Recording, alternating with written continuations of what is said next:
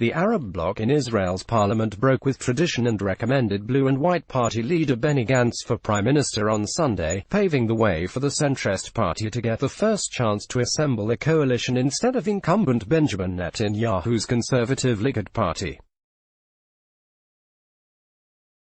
The historic endorsement highlighted the first day of President Reuven Rivlin's crucial consultations with party leaders in Israel. Israel's president has been meeting with all the parliamentary factions before choosing his candidate for prime minister, the person he'd think would be most likely to form a coalition successfully, after a deadlocked repeat election made forming any new government a daunting task. During last week's unprecedented second election in a year, neither of the top candidates appeared to secure the support of a majority of 61 members of the 120-seat parliament, with Gantz's party winning 33 seats and Netanyahu's securing 31 seats. Neither could assemble a parliamentary majority with its traditional smaller allies.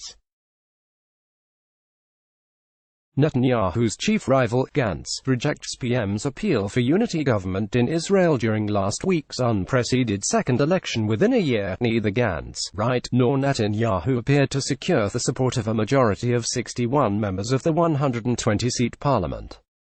Getty file. The Arab-led bloc known as the Joint List came out of Tuesday's election as the third largest party with 13 seats. The decision of the Joint List on Sunday to endorse Gantz marked the first time Arab parties have endorsed a mainstream Zionist politician since 1992, when they recommended Labour Party leader Yitzhak Rabin, who campaigned on peace with the Palestinians, The Times of Israel reported. Members of the Joint List, from left to right, Osama Saadi, Ayman Odeh, Ahmad Tibi, and Mansour Abbas in Jerusalem on Sunday, Menahem Kahane, Pulvirap. We have seen the most difficult election since 1948 in terms of the incitement against Israel's Arab citizens. Joint List leader Ayman Odeh reportedly told Rivlin when he declared his party's recommendation. "We have been turned into a group that is not legitimate in Israeli politics. If we are being pushed out, we will take our rightful place. For us, the most important thing is to remove Benjamin Netanyahu from power." Netanyahu appeals to direct rival to form unity government as prospect of third election looms. He added, "So we will recommend Benny Gantz to form the next government." Blue and White Party leader Benny Gantz delivering a statement in Tel Aviv this past Thursday. App photo. Sebastian Schreiner, Maverick politician Avigdor Lieberman, the head of the mid-sized Yisrael Beitenu party, is considered the key power broker, with the 8 seats his party captured. Last week's elections took place because Netanyahu was unable to form a coalition without Lieberman's support after the election 5 months earlier. The former Netanyahu ally-turned-rival refrained from endorsing either candidate during his party's consultations with the Israeli president on Sunday, so with the support from the Arab parties, Gantz anticipated he'll have 57 backers to Netanyahu's 55. However, later Sunday, Lieberman tweeted in Hebrew that Gantz called him in the evening, requested that the two leaders meet and scheduled the meeting for Monday afternoon in Tel Aviv. Netanyahu cancels UN trip, forgoes meeting with Trump after failing to secure an outright victory in national elections, with neither Blue and White nor Likud having a clear path to government without the Yisrael Beitenu party. Lieberman was demanding a broad unity government with the two major parties, excluding the ultra-Orthodox Jewish parties. The unity government seemed to be the emerging compromise between Blue and White and Likud, though Gantz and Netanyahu both have insisted on leading it. Avigdor Lieberman, seen here with his wife Ella, positioned himself as the primary power broker. App photo. Safari Rabbi file. Complicating the situation, Gantz has refused to sit with Netanyahu, the longest-serving leader in Israeli history, because Netanyahu has faced a likely indictment on corruption charges.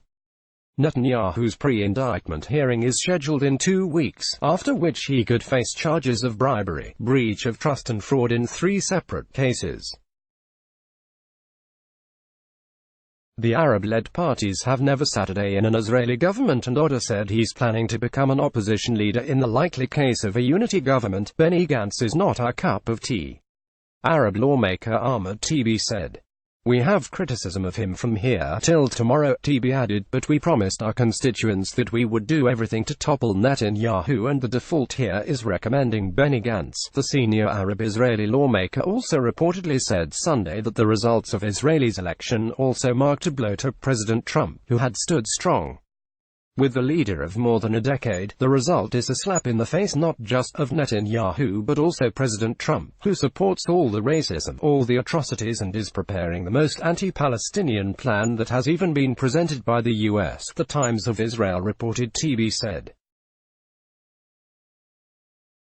He added, "Mr. Trump, keep your deal." The Trump administration had said a Middle East peace plan would be released after the election.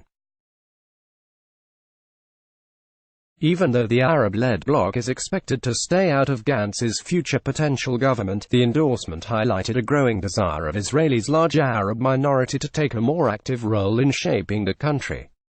In an op-ed piece in the New York Times published on Sunday, titled, "We're Ending Netanyahu's Grip on Israel," Oda argued that his move should end Netanyahu's political career and provide a turning point for Israel's Arab minority. "If the center-left parties of Israel believe that Arab Palestinian citizens have a place in this country, they must accept that we have a place in its politics," Oda wrote. Israeli exit polls show Netanyahu short of majority in year's second election. Netanyahu condemned the joint list's endorsement of his rival for prime minister in a video statement on Sunday. In the video, posted on his Facebook page, Netanyahu said, "Citizens of Israel, this happened just as we had warned. The Arab Joint List recommended Benny Gantz for Prime Minister." He added, "Now there are two options. Either a minority government will be formed that relies on those who deny Israel as a Jewish and democratic state and glorify terrorists that murder our soldiers and citizens, or a broad national government will be formed. I know what the answer is, and so do you. And therefore I will do everything I can to form a broad national unity government," Netanyahu said in the video. "There is no other solution. Rivlin has until October 2 to task a lawmaker with forming a government. The president typically has appointed the candidate with the greatest number of supporters, but not necessarily. Given the unprecedented nature of this election and the tricky arithmetic involved, Rivlin would have wide discretion at his disposal in making his choice." When opening his series of meetings on Sunday, Rivlin didn't indicate which way he was leaning, but said he believed the people of Israel were yearning for a stable government. "I've learned over the years that the people are less concerned about who runs the system," Rivlin said. "They first of all want the system to create a stable government. And there can't be a stable government without the two big parties." Click here for the Fox News. A Rivlin's pick will have up to 6 weeks to assemble a government, and if that person fails, the president can appoint another candidate, who will get up to 4 weeks, officials have said. If that person were to be unsuccessful, new elections would be triggered once again.